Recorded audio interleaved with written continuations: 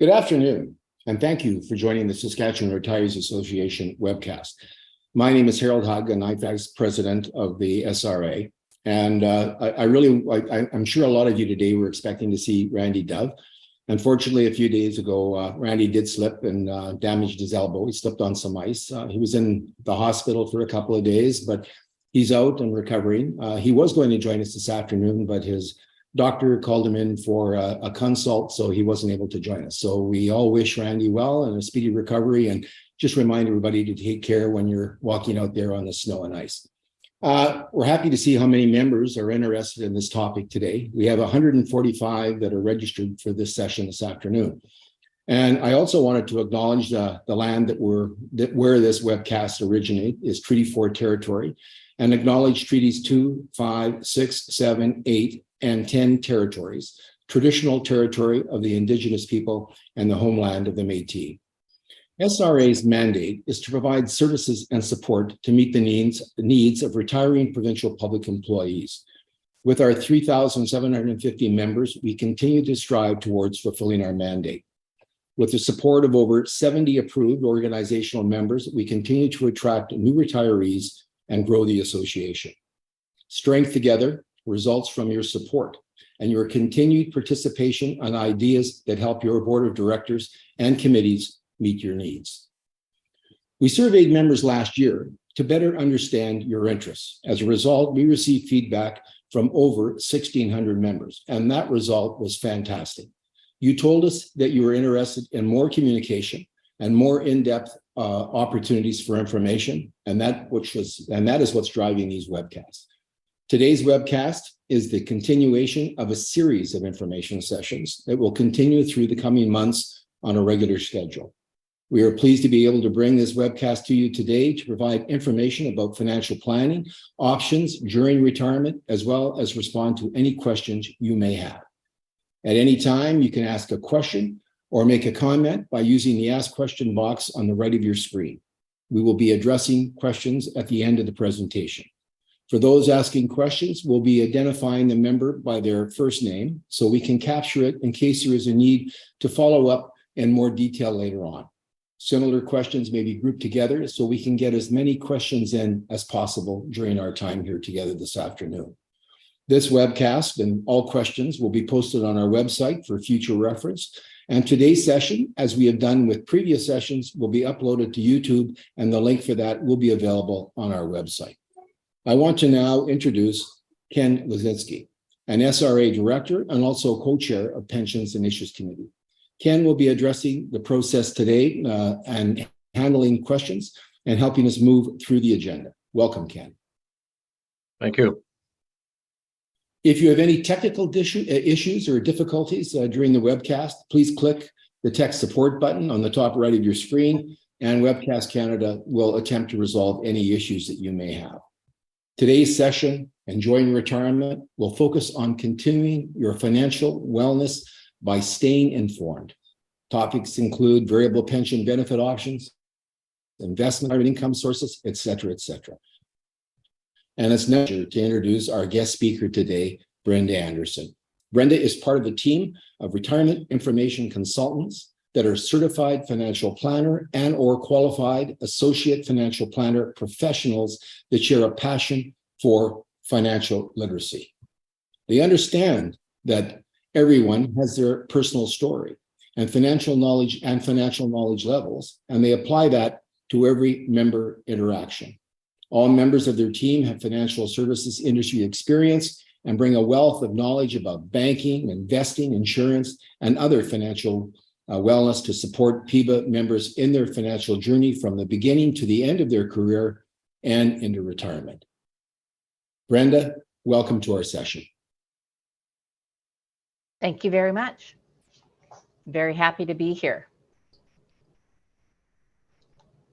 So as I have been introduced, I am one of the retirement information consultants. So I'm just going to share my slide that shows our team. So we currently are a team of 5, and I work for the Public Employees Benefit Agency, and I serve PEP members, Public Employee Pension Plan members, and my team offers individual consultations with our members, and we get together and we help them plan for retirement. A lot of our members stay with PEP after retirement, so I'm going to just review some of the retirement options with you, but I wanted to explain two teams that support our PEBA members. So again, PEBA has 5 retirement information consultants, and as the introduction stated, myself and my colleague Ruth, we have our certified financial planning designation, and the rest of our team has the qualified associate financial planning designation. These designations require us to do continuing education requirements on an annual basis in order to keep that designation. I don't want to exactly say how old I am, but I'm 40 years in the financial industry, so that probably gives away a little bit. But so the retirement information consultants, I'm just going to skip to the slide where what do we help with? So we help with retirement planning. We do have a financial planning tool that our members have access to. And so we help members create plans in that planning tool. And we, as I said, offer individual consultations with our members. We have 77,000 members, though, so we can't service everyone. So we have another team that supports us. So I'm going to the slide now that explains the pension information officers. And there's a whole bunch of those individuals. I'm not exactly sure how many, but they're the ones that processed your paperwork when you joined your job with your PEP employer. They processed your retirement paperwork. They are mainly the first people you should call if you have questions or member inquiries. So there's contact information on all of our PEP website, and we're here to help you with whatever you need. And if we don't know the answer, we will guide you to go where you need to go. All right. So my next slide, as I said, we want to review the retirement income options that we provide. The most popular option is PEP's retirement account, called the Variable Pension Benefit Account. This is simply an unlocked pot of money that offers the member a lot of flexibility. They get to draw what they want, and they get to stay in the investment that they choose. The flexibility means that if I set my payment for so much a month, I may change it anytime I want. I can start and stop. So there's no maximum withdrawal limit, which literally means that if I want to, I can empty the account quite quickly. So we want to be disciplined when we're in the variable pension benefit account. And as I said, there is lots of flexibility to what kind of payment you decide to give yourself. Flexibility does get interfered with a little bit when you turn age 72. So December the 31st, in the year you're 71, that's the first time that Canada Revenue Agency requires us to look at your balance and then multiply it by a percentage that you're forced to take out as a minimum amount the following year. So from age 72 until you pass away, every year Revenue Canada requires you to take a certain percentage out. Again, December 31st is the time when they'll look at the balance and then multiply it by the percentage that you are forced to take out. The first year is approximately 5.28% that you are told that you need to take.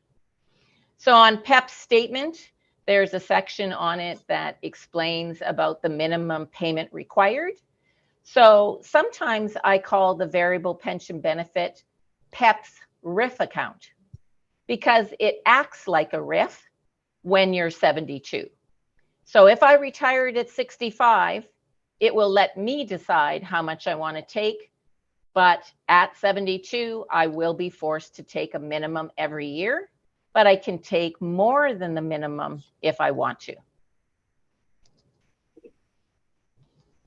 So if I open up a variable pension benefit account and I pass away, what does my beneficiary receive? Well, first of all, the balance that you didn't spend is what you left behind. So again, remember that this is an unlocked pot of money that you're drawing on. And if I pass away and there's $100,000 in there, well, that's the death benefit that I have left behind. Now, your beneficiary, it depends on who you name as a beneficiary. So if you have a spouse, you're legally required by the Pension Act to name your spouse as your beneficiary. In some situations, a spouse might waive their right to be beneficiary. An example of that might be a second marriage, where I had a second marriage late in life, and I've talked to my spouse and said, you know what, I don't want to leave my PEP money to you. I'd like to leave it to my children. So you can get around naming your spouse, that they would have to sign what's called a waiver form. Many of our retired members that are in the variable pension benefit account, many of them consolidate other money into PEP. Now, this it is a certain kind of money that can come into PEP, so not everything can. For example, my tax-free savings account cannot come to PEP, nor would I want it to come unless PEP had a tax-free, which we do not have. So as my slide states, the kind of money that can come to PEP is if I wanted to transfer in my personal RRSPs, I can do that, and I can complete a transfer form, send it to my bank, and they will send my RSPs to the PEP department, send a check over. And when you do a transfer, that is not a taxable event. It is just from one institution to another.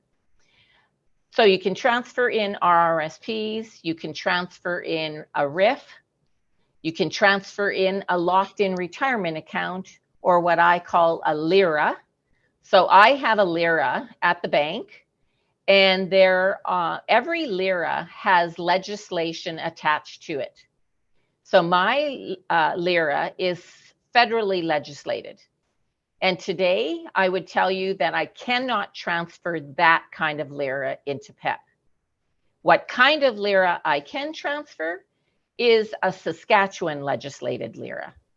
So a Saskatchewan legislated locked-in retirement account is allowed to come into PEP, and you could transfer that. I would suggest that you contact the pension information officers to get a transfer form if you're wanting to do this. But I would also encourage you to check with your financial institution, because I'm quite confident that there will be transfer out fees in order to move that money. So be cautious as to when you initiate the transfer, because you really don't want to transfer when your investments are in a loss position, because you would be locking in that loss, and then the money would come over to PEP. And it's hard to recoup losses if you pull them out and sell when they're down. So that's the variable pension benefit account. That's one of the options out of 3. So the next option is very similar to the variable pension benefit account. It has lots of flexibility, and that is our members could transfer their PEP money to a bank or a financial institution. They would either be transferring it to a prescribed RIF or to a LIRA, locked-in retirement account. The difference between the two is one you draw from, which is the prescribed RIF, you draw a payment. If you don't want payments and you're transferring your money to the bank, you would move it into a LIRA, which is that you don't want to start drawing yet. But the prescribed RIF is like an ordinary RIF. It just means that it's pension money. So it has a lot of flexibility as well. But because you moved your money to a RIF, it does have a minimum payment required the following year after opening. When you open up a prescribed RIF, you have to get your spouse to sign what's called a waiver form. The waiver form is not signing the beneficiary right away. That spousal waiver is the spouse acknowledging that their spouse is going to move a very large amount of money to an unlocked account that can in fact be emptied at any time. So the spouse just has to acknowledge that I understand that my spouse is moving this money. Once it's in this account, it's unlocked. And if my spouse spent all the money, then that is what you're saying would be okay with you. What's the difference between the variable account and the prescribed RIF? Well, the biggest difference would be the investments inside. So if you're in our variable account, you're of course in PEP investments. But if you're at the bank, you can have any kind of investments you could think of. You could buy individual stocks, GICs, mutual funds, get advice from a financial planner. They are allowed to cross the line, whereas my team is not allowed to cross the line and give you advice. We are licensed to give you education, but not cross the line and tell you what to do. So the first two options are very, very similar. Do you want an unlocked pot of money where there's a lot of flexibility? Then the third and final option I'm going to review with you today is probably the most misunderstood option. It's called buying what's called a life annuity. Now, a guaranteed, so when you buy a life annuity, and I'm emphasizing the word buy on purpose, because when you buy a product, you no longer have that money. And that's what I need you to realize is that if I bought a life annuity with $100,000, I no longer have the $100,000. What I bought was a fixed payment for the rest of my life. So it's guaranteed to be paid to me, fixed, so no flexibility. And it's a contract that I'm literally going into. And once that contract is set up, you cannot cancel it, can't change it, can't make a new one. It is a contract the day that you buy it. So PEP has an annuity.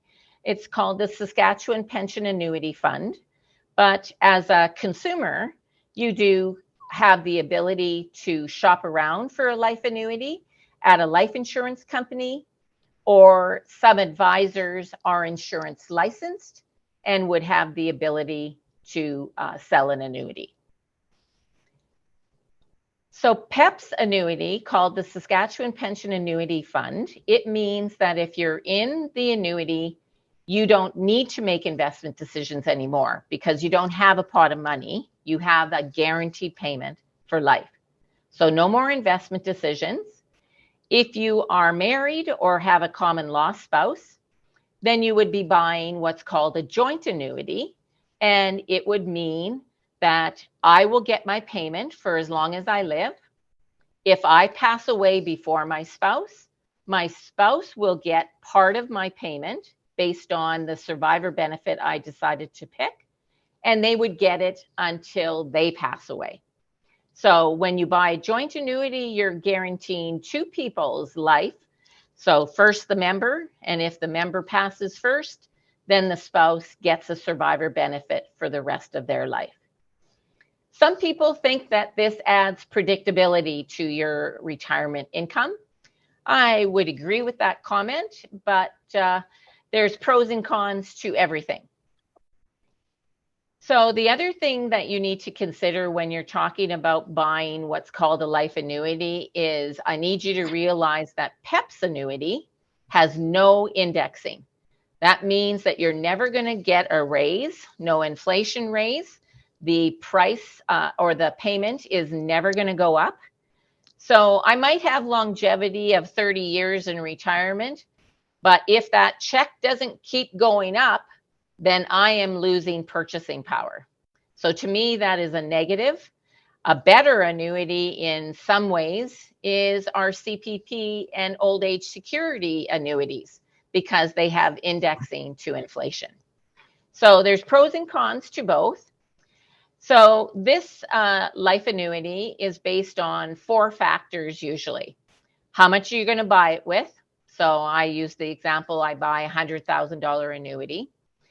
And my age goes into the calculation, and so does my husband's age go in there. Then the next thing that goes into the calculation is what amount of a survivor benefit do I want to leave my spouse? So I'm going to go to the next slide that shows the options. So I have 4 choices for a survivor benefit. I can give my spouse 60% of my full payment, or I can choose 100%. The higher survivor benefit I choose to give my spouse, the lower my payment is. So if you're considering an annuity, you would want to get an estimate, and you would want to be able to see the differences of which options you pick and what effect it has on your payment. So everybody seems to understand the survivor benefit part, but the part that seems to confuse everybody is the guarantee option. So when you buy a life annuity through PEP, you get to pick either one of the 4 guarantee options. I call the guarantee period like buying a backup plan. So I know that the annuity will pay me for a long, long time, and I'm hoping that I live 30 years or more. Well, but I also know, what if I buy the life annuity and all of a sudden me and my husband both die in a car accident and I only got my payment for 2 years? Well, if I only got my payment for 2 years and me and my spouse have both passed away because we died, then if I bought a 15-year guarantee period, it means that somebody is owed 13 more years of my full payment, and then it is done. So the guarantee period is like buying a backup plan if you happen to die early.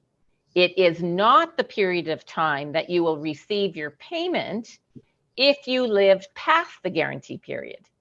So please remember that it's a life annuity first, and you're just buying a backup plan just in case something terrible happened very early. So I have a couple of examples for you. So here's a single life annuity, and this single person picked a 15-year guarantee period. Because they're single, they don't have a survivor option. So there's no, because the survivor benefit only goes to a spouse. So in this example, this member lived 10 years and then passed away. Well, there's 5 more years left in the guarantee period, which means that the beneficiary or her estate would receive 5 more years of full payments, and then it's done. But if this single person lived 25 years, they will get their payment for the full 25 years, and then when they die, it is finished. So I'm going to give you another example of a joint one. So that was a single one. Here is a joint one. So a joint life annuity, in this example, the member decided to pick a 10-year guarantee period, and they decided to pick a 60% survivor benefit for their spouse. And unfortunately, in example 1, they only lived 1 year. Well, then, listen very carefully. Next, if they only lived 1 year and they bought a 10-year guarantee period, it means full payment is owed to the spouse if they're still living for 9 more years. Then after that, we have fulfilled the 10-year guarantee, and now it will drop to the 60% survivor benefit that I chose to give my spouse. At that point, we're past the guarantee period, so the spouse will get the survivor benefit. On their death, it will be finished. The second example is the member didn't die early. They lived for 25 years, then passed away. If the spouse is still living, they will get the 60% for the rest of their life, and on their death, it will be finished. So life insurance company will sell an annuity. They have to comply with the Pensions Benefit Act. They might offer other options that PEP doesn't offer, like maybe they sell an indexed annuity. And maybe they have different options for survivor benefit. I've never worked for a life insurance company, so I can't elaborate further on what they offer, but I have explained what PEPs offer. So to recap all of PEP's retirement options, there are 3 of them. The first 2, variable pension benefit, means you want to stay with PEP and stay in PEP investments, and you're going to manage your money, and there's lots of flexibility, and there is definitely investment risk, but you have chosen that you want to hold PEP investments. The second option, as I said, is also a flexible unlocked pot of money, but now this pot of money is at the bank, and the biggest difference is the investments can be very, very different. So they have thousands of mutual funds to choose from. There's lots of people that like buying stocks. GICs are not offered at PEP, so that might be another reason. And then the last option I just explained was the life annuity, which doesn't have good flexibility, and it's a contract, and once you're locked in, you can't change your mind. I would like to say one more thing, though, in regards to all 3 choices.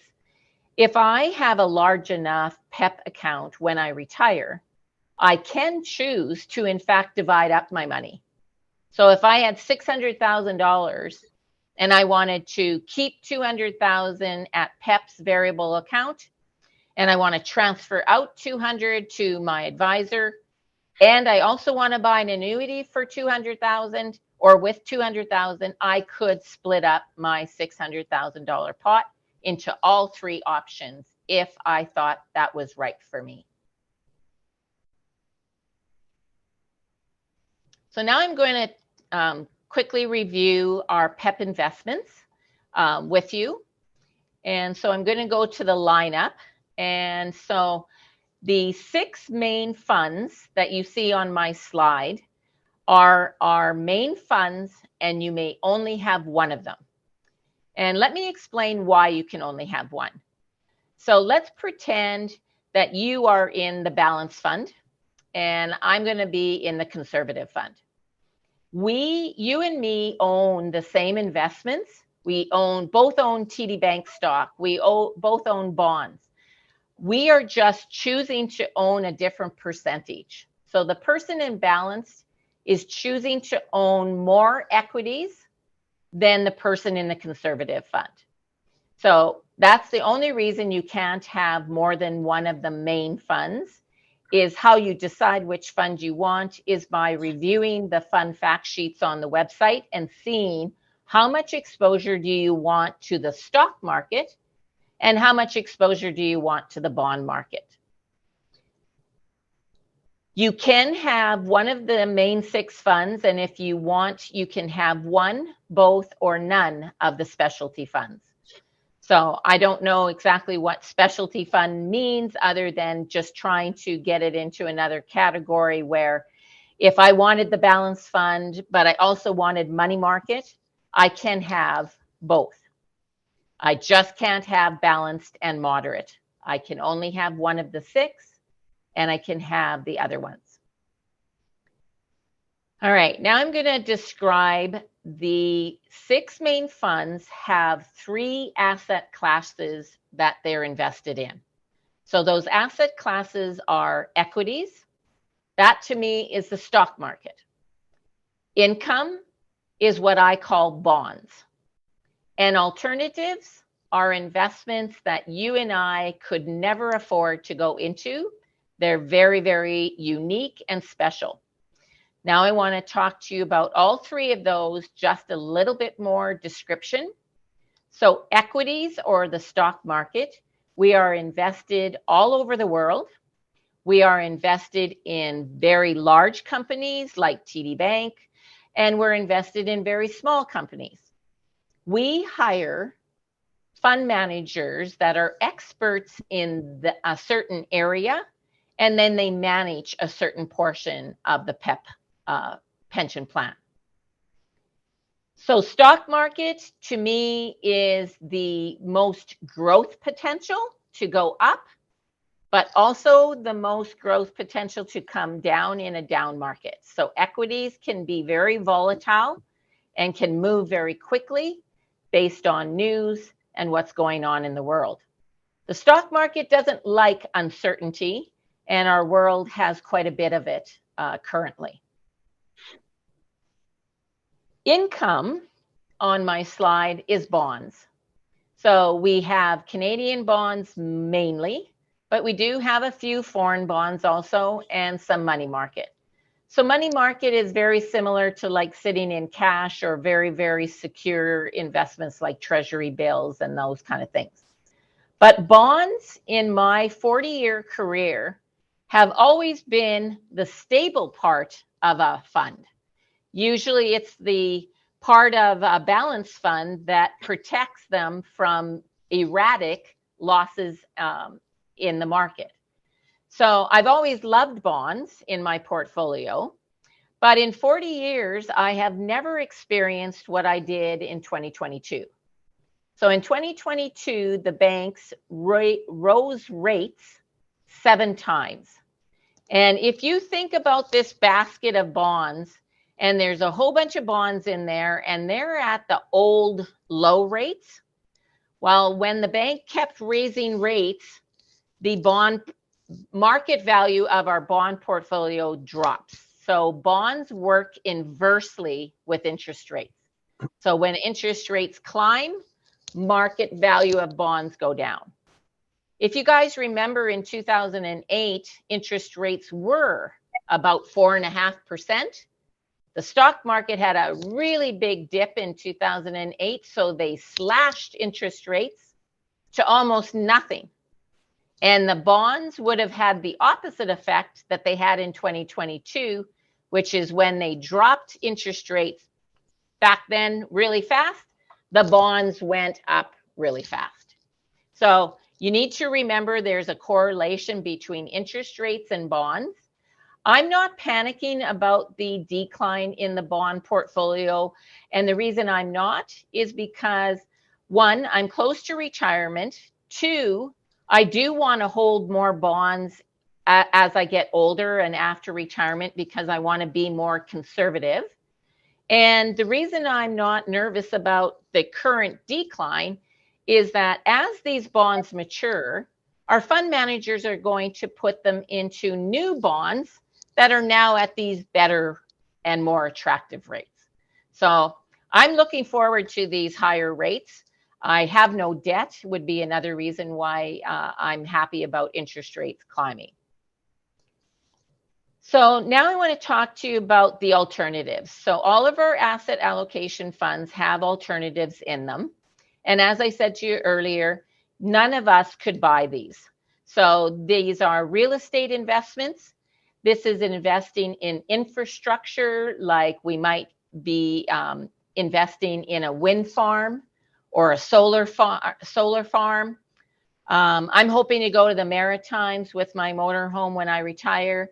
And I've been told, well, Brenda, there's a toll road in the Maritimes that you'll have to pay to drive on that highway. So we're investing in infrastructure, which are extremely long-term investments, but they're perfect for a pension plan.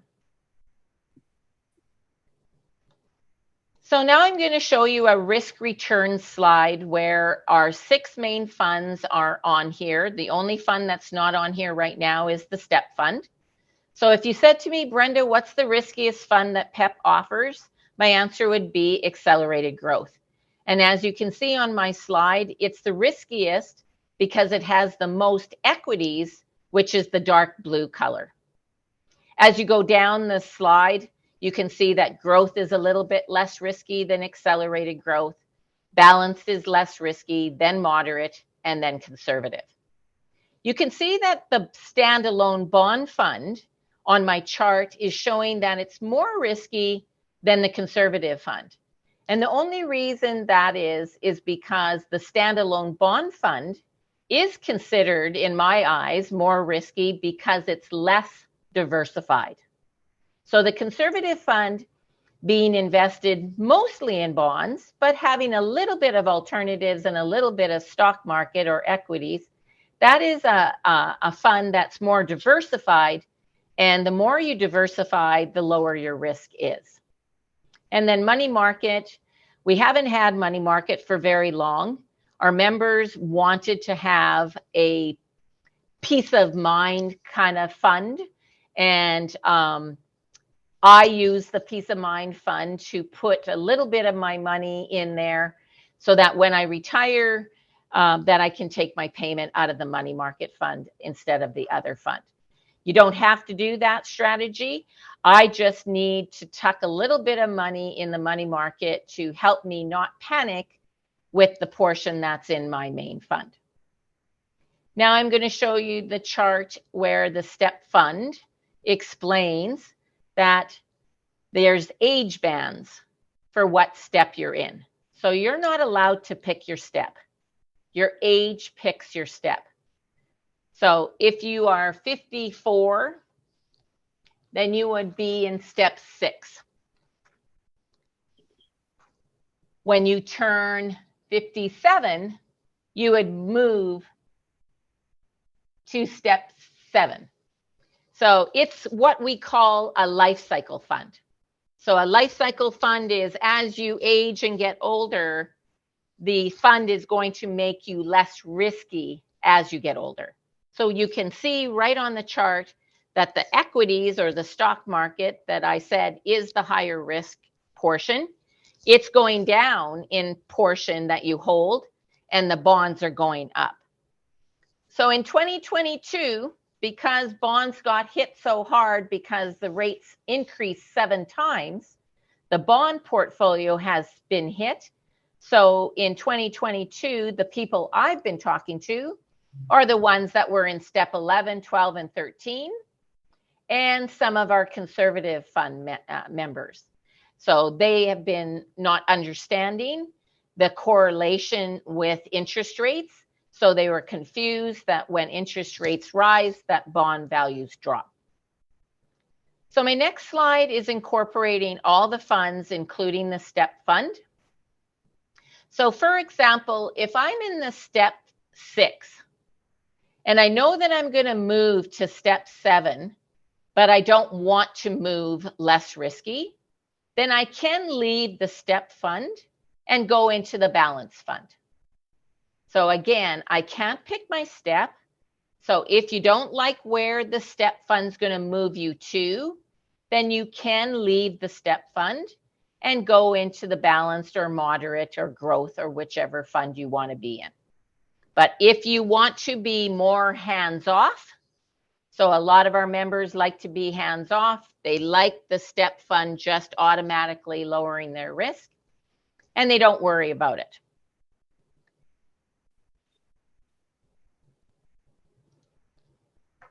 All right, so I just wanted to touch on some pension income splitting and what is eligible to income split. So the first thing you have to determine is what is eligible pension income. So I have some examples of that on the slide. So if you pick the variable pension benefit account or you pick a RIF at the bank, that income is splittable with your spouse at age 65 and older, and no more than 50%. If you buy a life annuity, or if your partner has a defined benefit plan, which is like old plan, not PEP, it is splittable at any age. So income splitting, if you do your own income tax return, this is where you do the income splitting. So you don't call the PEP plan and say, I want to income split with my spouse. You literally do this income splitting just on your tax return when you and your spouse file. So I do my own taxes, so I'm very comfortable with determining how much I should income split. And maybe my husband and I, in fact, might not. If we're both in the same tax bracket at retirement, then there's no benefit to income splitting. Income splitting is usually when somebody is in a higher tax bracket and their spouse is in a lower one. You want to try to shift income to the lower taxpayer. So income splitting, if you do your own income tax return, I hope you understand what I have told you. You do it on your tax return. If you have an accountant, please make sure that your accountant understands the income splitting rules. I met a variable pension benefit member a couple of years ago, and he told me that his accountant did income splitting at age 64.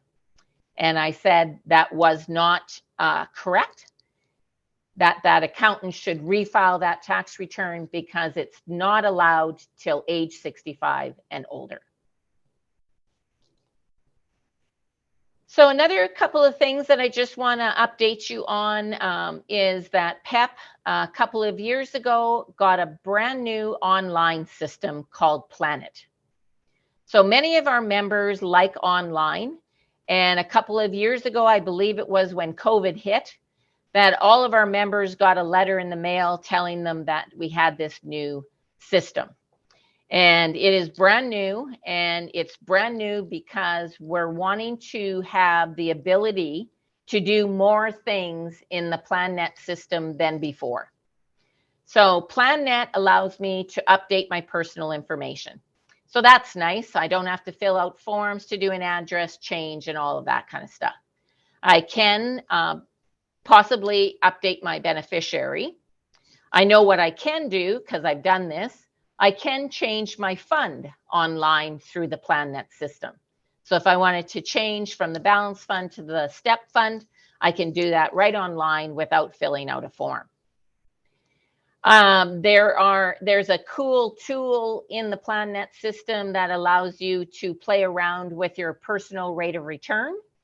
So if I wanted to see how bad was 2022, I can put custom date in the PlanNet and ask for it to tell me my performance and my rate of return in that period of time.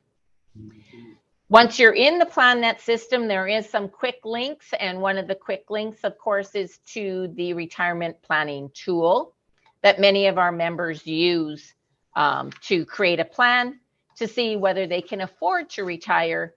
And once you do a plan, it shouldn't be the last time you do it. You should be doing a plan at least every 2 years.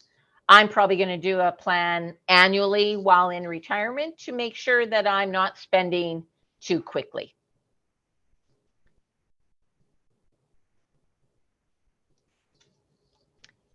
So my last slide is about just showing you that the website, the PEP website, has a lot of valuable information. So in the top left-hand corner of the slide, it shows you the home page. And I know it's kind of hard to see, but there are links on the home page that you can click to, and it will take you to certain pages. Like I know that dark blue button, if I clicked on it, I believe it's going to take me to the not-for-profit page that has a lot of information about the transition we're making to a not-for-profit. We have worksheets on our website to do a net worth statement. We have an investment questionnaire that you can complete that would give you an idea of what you're going to, what kind of investor you might be. And fund fact sheets explaining our different funds. And we also, of course, send out newsletters. So that is my spiel. Okay, well, thanks very, very much. That was a really excellent presentation. A lot of information there for people to kind of think about. And I think what I'll do now, Brenda, is turn it over to you and Ken and deal with some questions. Ken will kind of bring them forward, I guess, as he receives them. And, sure. And we'll go, if that's okay with you, we'll do that now. So I'll turn that over. That sounds great. All right, thanks very much. Okay, and my apologies if I make some mistakes here. I'm a newbie to this. Lyle Fluter, who has been our expert, unfortunately couldn't be here today, so I'm pinch hitting for him. So hopefully we get this right. Okay, so we had a couple of questions from Ann, and I think it might relate more to the conversion to a nonprofit organization, Brenda. So I'm not sure if you're prepared to answer this, but first question was that services such as payroll were provided by government at no extra cost. Will this continue into the future with the move to a nonprofit? Yeah, Ken, that's going to be a hard one for me to answer Okay. because I don't have anything to do with employer and payroll system. I'm just pension. Okay. Now, I know that if you click on the not-for-profit information on the homepage, it has 2 town halls that are scheduled to happen. And I believe the one is February the 28th, and you can register for the town hall. So you might be able to, a member could ask the question there. So February 28th is the morning session, and there's a March 1st one that is an evening session, and our members can definitely register for the town halls, and hopefully that person would be able to answer that question, but I'm sorry, Ken, I can't. Oh, that's fine, and thank you. And I think certainly we would encourage Ann to try and register for one of those sessions and ask her questions there. Okay, Yep. We have another question from Noreen. Is there any place online where I could add external income? So I guess she's referring to the Planet page. So I think she's referring to the planner inside Planet. Okay. And I believe what she's asking me is if I have an income, can I add that in the planner? And yes, you can. It's hard to explain in words, so probably the best way would be to contact us and schedule a telephone, virtual, or Regina. We are in-person meetings, but we're offering all 3 types of meetings. If I was trying to show a planner or a member how to input stuff into the planner, I would prefer to either do in person here in Regina or a virtual, which is a Teams meeting where I could share my slide and I could walk them through every screen and how they would enter that information. Thank you very much for that, Brenda. Mm-hmm. While we're waiting for other questions to come in, Sure. Our committee actually had identified several questions that we would ask you. So if you don't mind, we'll ask one of those right now. Sure thing. There wasn't a recent study done by BMO, we believe, that suggested a person should have $1.7 million in pensionable earnings and savings set aside before they decide to retire. Mm-hmm. Would you have any comments about the study? Well, I can absolutely comment. I do need to tell you that it's only my opinion, what I'm going to comment. But I've met hundreds of retirees, and many of them do not have 1.7 million. And my answer to that would be, 1, I don't believe there is a number that everybody needs. Your lifestyle is what determines how much you need. So when a member can tell me, or a retiree can tell me, Brenda, I can live on $3,000 a month, then we can work in the planner and we would be able to determine how long their money is going to last. Somebody that has a high lifestyle or their salary was very high and they got used to spending lots of money, well, if their lifestyle is supported by $7,000 a month, well, maybe that person does need 1.7 million, because it can be literally all over the map. There are many people that do not have high lifestyle to support. Many retirees like myself that will be retired soon. I don't have any debt. So it's really about how much have you saved already? Have you even done a plan? Because if you don't have a plan done either by your financial institution or taking ownership and doing one in Planet, then how do you know whether you have enough? I mean, you can do simple math and, divide your annual need into your pot of money, and it'll give you an idea of how many years it's going to last. But if you want a planner to kind of inflate your expenses every year, which are realistic, right, that they will keep on going up, but also the planner wants to grow your money, which I also think is realistic. What we can't replicate in any planner is we can't give it a down year where our investments lost 7% or something like that. That's why, in my opinion, a plan needs to be either annually or every 2 years, somewhere where you're staying on top of things. But I do not believe that everyone needs 1.7 million. Thank you. You're welcome. The second question, obviously with inflation running rampant, should individuals who are thinking about retirement reconsider if they're still able to work? And I know that's a difficult question to answer, but if you mind taking a shot at it. I sure don't mind. I'm a pretty straight shooter when it comes to talking about these things, Ken. And first, I need the member to really listen to their own gut. And if they feel too anxious and if their plan is too tight, then they might want to work a couple of years longer. I know that all of us have really struggled with inflation this last year.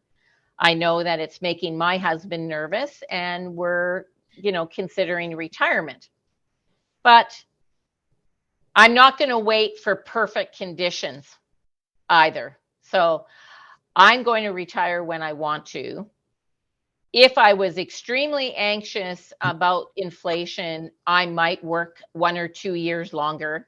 I know this, once I do retire, I'm not going back to work. So I think people should really think hard about, is this the right time or isn't it? Because once you pull the trigger, especially for myself, once I pull the trigger and retire, well, I'm assuming I won't do my continuing education requirements, which means that I can't come back to my job and just resume. So, and maybe my health deteriorates. But I'm also I'm very knowledgeable about what I'm able to do. So I met a member yesterday, Ken, who said, Brenda, I know that PEP, went down in 2022 because of the bond situation. And he said, I don't need to be taking out such a high payment.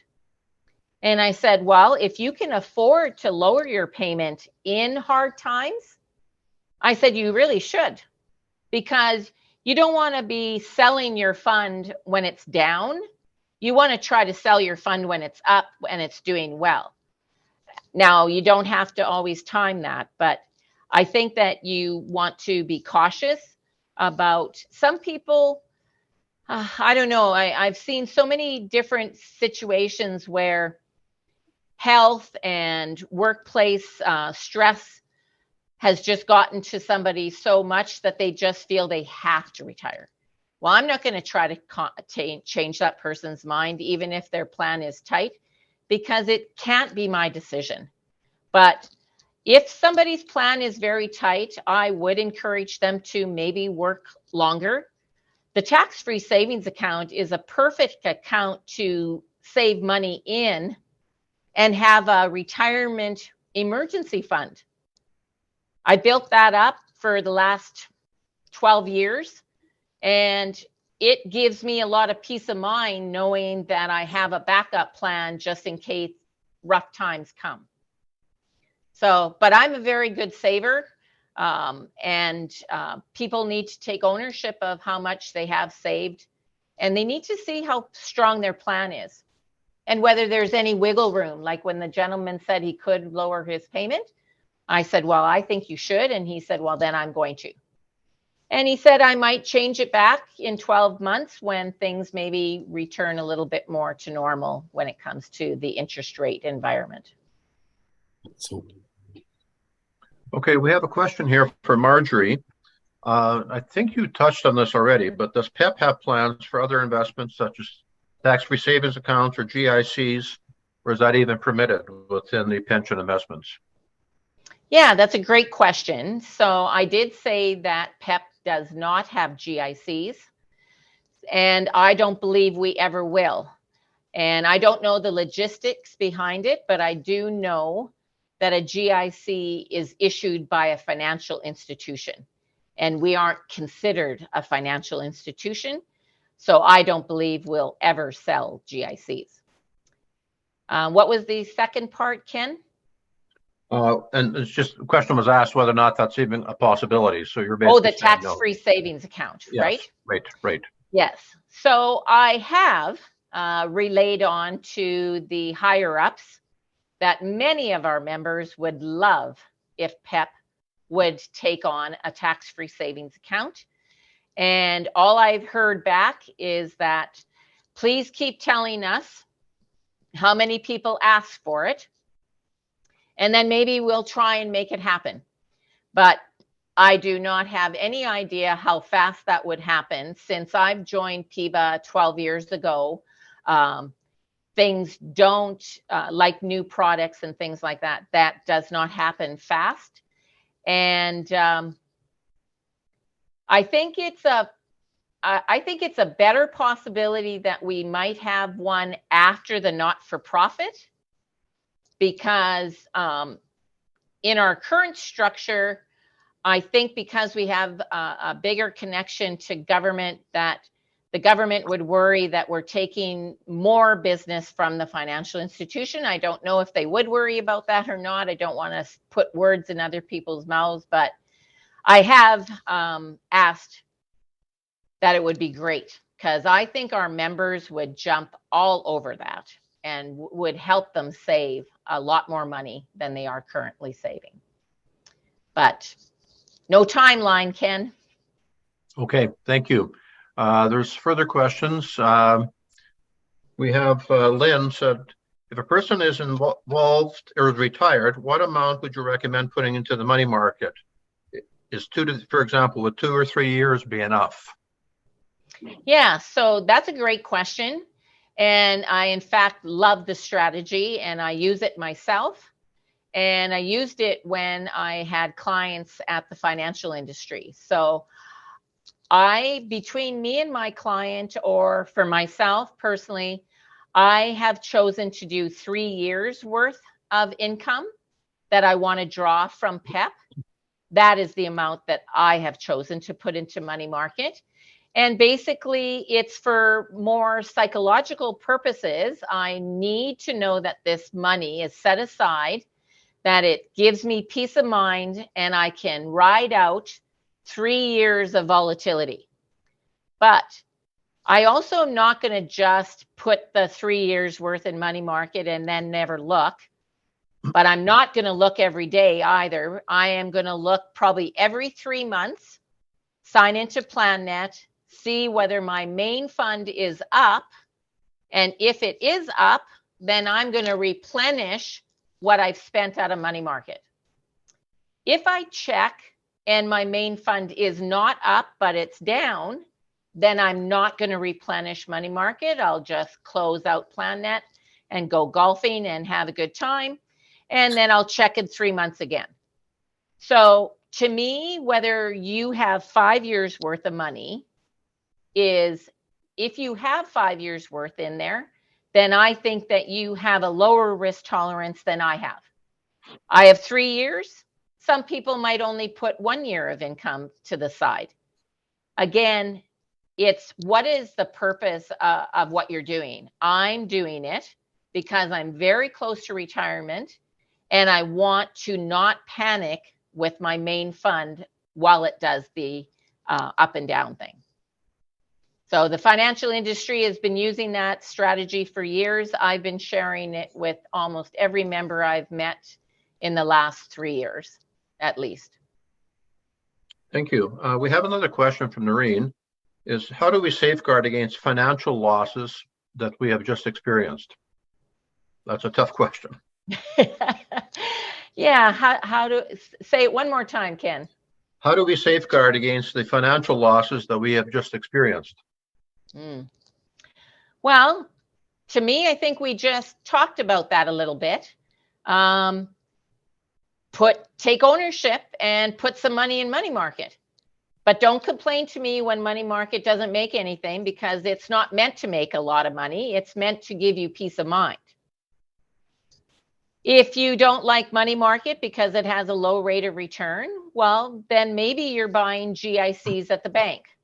So again, if I have a $600,000 pot of money and I want to have GICs to safeguard a decline in the market, well, then maybe I'm moving 50,000 to the bank and buying my laddered GIC portfolio, or 100,000.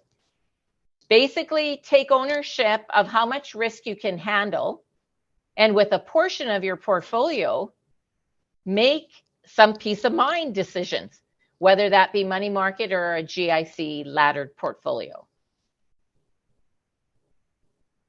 Okay, thank you.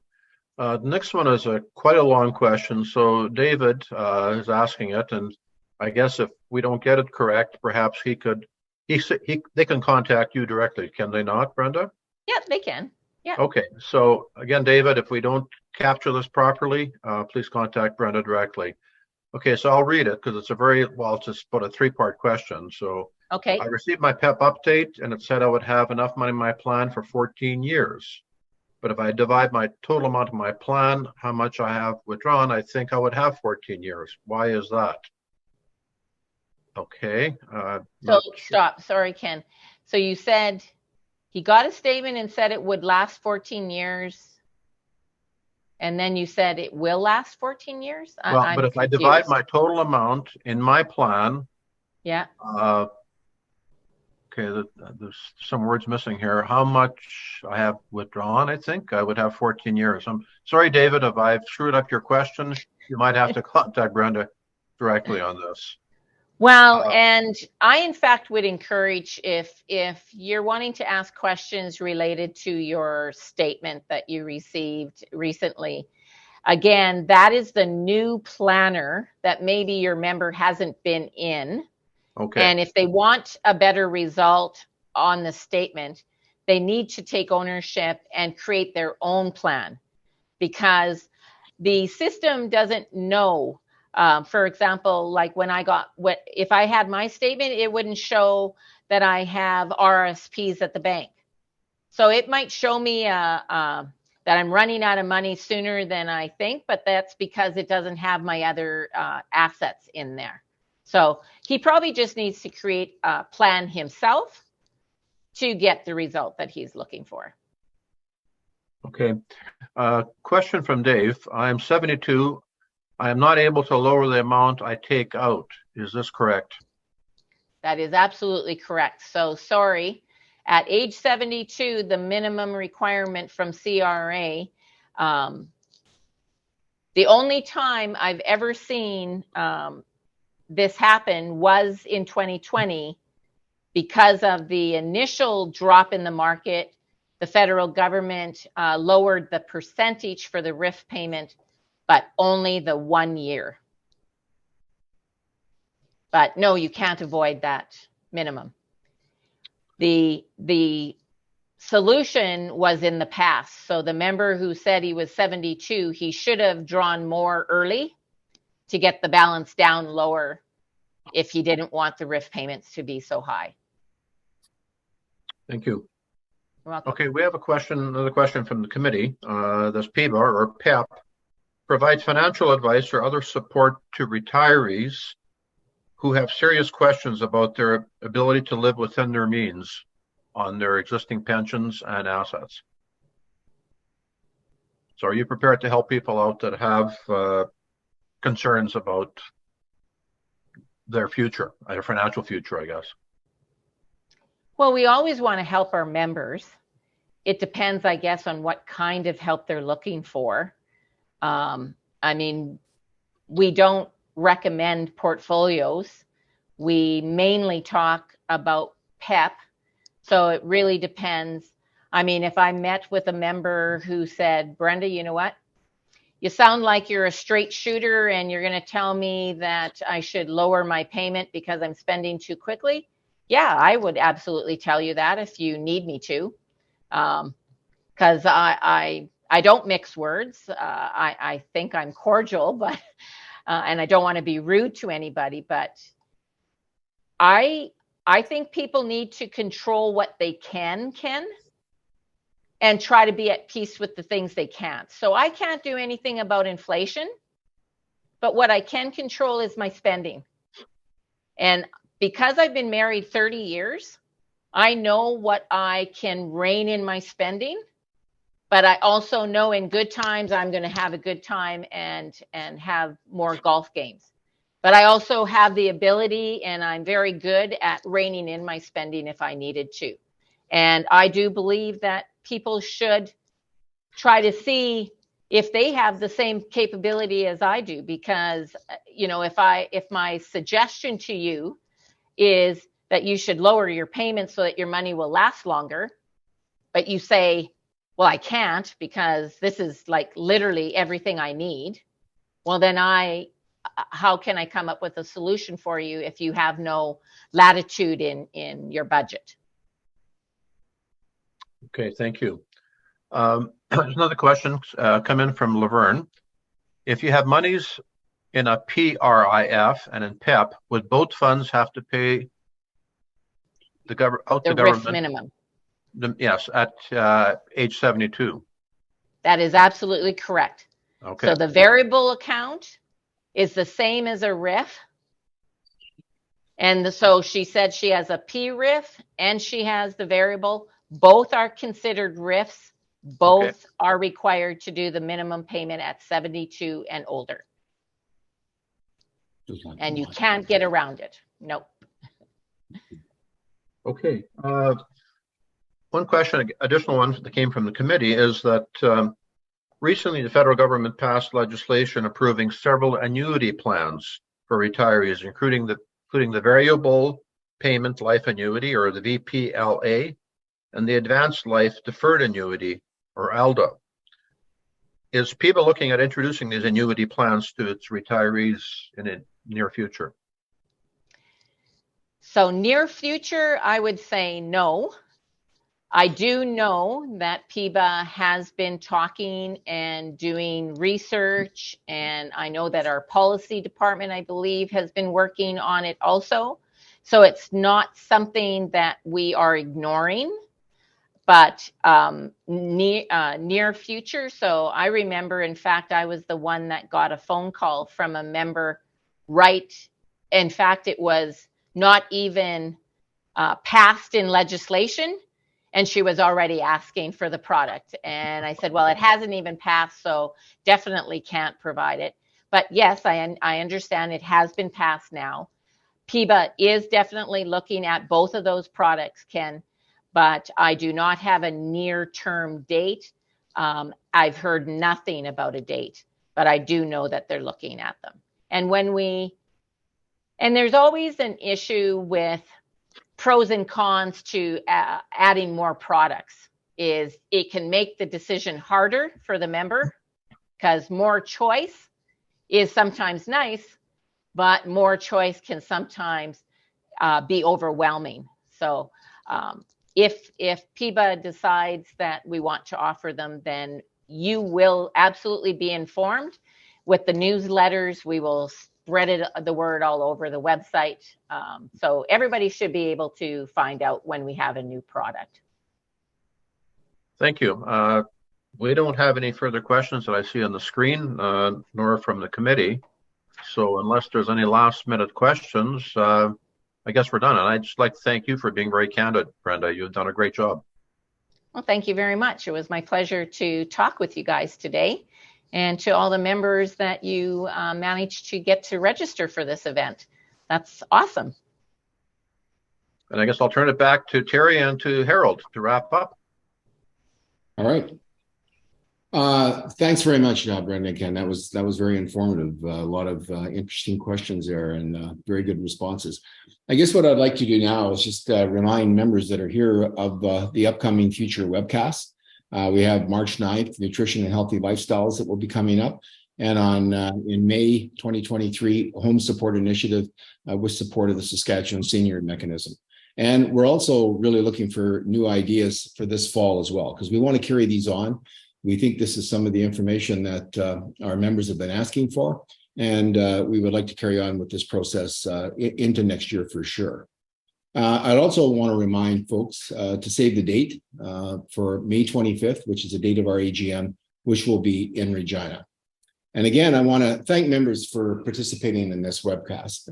Particularly you, Brenda, you did a very good job there of bringing information forward, and we thank you very much for that. And hopefully the information shared today will help answer folks' questions, as well as people that had signed in some of their ideas or thoughts or questions that they may have had. And we're glad to see more members participate from across Saskatchewan and beyond, with the fact that we're doing the webcast option that allow members to join us from all over the place. And please stay logged in and complete a survey at the end of today's webcast. And we're really looking for your feedback, so we can gauge the level of interest in these and help us sort of build and do some additional work on these going forward. And we've also asked a question this time around, what topics you'd maybe like to see us, carry on with this. So if you've got some ideas and thoughts on topics you'd like us to share in the future, by all means, provide us with some of that information as well. So again, special thanks to Brenda and the SRA board. And the support, including Randy Dove, our president, and Ken Lazinski, and Pensions Initiative Committee members supporting us with the webcast today. And special thanks to Terry Scott, VoiceWorks and Webcast Canada, for their support in actually doing the mechanics behind all this that make it work for everyone. So again, thank you all very much for participating. Stay safe, and I say goodbye for now until you. Sorry, Harold, I just interject. The question was asked and I missed it. Will this be available online with the SRA website? And the answer is yes, it will be. Yes, I was going to say that. So we will be posting the questions online, and the session itself will be uploaded to YouTube with an access from our website as well, in terms of being able to access that information after as well. All right. So with that, thanks very much. Stay safe and bye for now.